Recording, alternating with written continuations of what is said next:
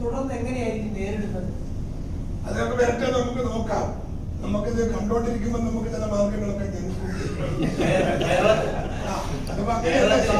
നമ്മളിപ്പോ ഒരു ചെറിയൊരു മഴ പെയ്യുമ്പോൾ നമ്മൾ വലിയ പന്തൽ വെക്കില്ല. പക്ഷെ നല്ലോണം പന്തൽ വരുമ്പോൾ നമ്മൾ പന്തൽ വെക്കുമല്ലോ. അതെ, നനയാനിടയാവാതിരിക്കണമെങ്കിൽ നല്ല പന്തൽ കെട്ടണല്ലോ. അത് കെട്ടും.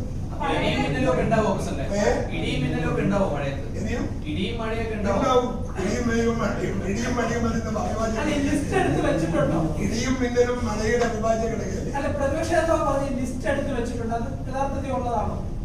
ഉദ്യോഗസ്ഥരുടെ ലിസ്റ്റ് ഞങ്ങൾ കളക്ട് ചെയ്തിട്ടുണ്ട്. അത് മിക്കവാറും കുറെ ആളുകൾ നമ്മൾ മാറ്റി വെച്ചിട്ടുണ്ട്. അതൊക്കെ പലതരത്തിലും നമുക്ക് വിനിയോഗിക്കാം. ഒരു വിമർശനം ഉയരുന്നത് സാധാരണ കോൺഗ്രസിന്റെ സർക്കാർ അധികാരത്തിൽ വരുമ്പോൾ ഇത്തരത്തിലുള്ള ആളുകളെ തന്നെ ആയിരിക്കും ഉന്നതങ്ങളിൽ നിയമിക്കുക ആക്ഷേപമുണ്ട്. ഇത്തരത്തിൽ അതിക്രമമൊക്കെ അതാണ് ലിസ്റ്റൊക്കെ വാങ്ങി സൂക്ഷിക്കുന്നതിന് ഒരു കാര്യവും രഹസ്യം അതാണ്.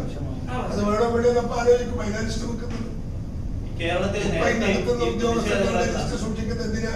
ഒരു അവാർഡ് കൊടുക്കാനല്ല. നമ്മൾ ഭരിക്കാൻ പറ്റുമല്ലോ. ഇതിനകത്ത് എന്തായാലും പുറപ്പല്ല.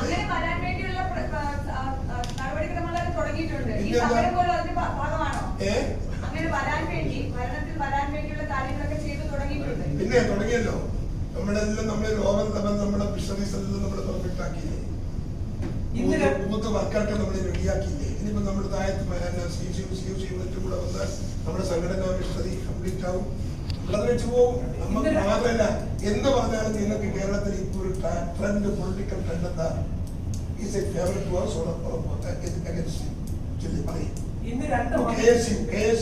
നമുക്ക് ആ 40, 45, 50 കൊല്ലമായി നമുക്ക് നഷ്ടപ്പെട്ടു പോയ മുഴുവൻ കോളേജുകളും പോളിടെക്നിക്കുകളും മെഡിക്കൽ കോളേജുകളും കേസ് ജയിച്ചു വരുന്നത് അമ്പി മെജോറിറ്റിയിലാണ്.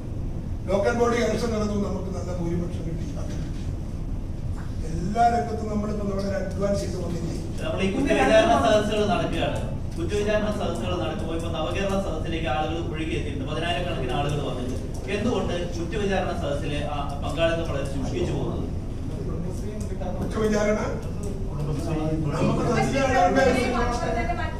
നമുക്ക് വളരെ ചെറിയ സ്ഥലം ഒഴിച്ചാൽ ബാക്കി എല്ലാവരെയും നമ്മുടെ നല്ല ജനസംസാരം നടത്തി.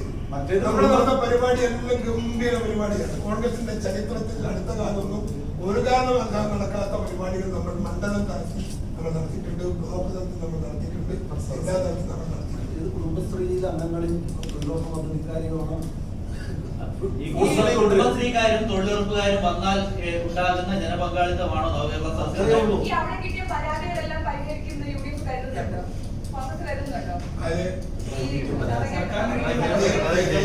ആ പരാതി ഞാൻ വെല്ലുവിളിക്കുന്നു. 5% ആ പരാതി ഈ സർക്കാർ കൈകാര്യം ചെയ്തിട്ടുണ്ടെങ്കിൽ 5% നിങ്ങൾ പരിശോധിച്ചു. 2 മന്ത്രിമാർ ഇന്ന് രാജിവെച്ചു. പുതിയ 2 മന്ത്രിമാർ വരികയാണ്. എവിടെ? മന്ത്രിസഭയിൽ ഏത് മന്ത്രി വരുന്നു, ഏത് മന്ത്രി പോകുന്നു? ഇവിടെ മന്ത്രി ഉണ്ടോ? സ്തുതിപാഠകന്മാരായ കുറച്ച് ആളുകൾ. സത്യം പറഞ്ഞാൽ എനിക്ക് ശരിക്കും ഇപ്പോഴും മനസ്സിലായിട്ടില്ല എല്ലാ മന്ത്രിമാരും.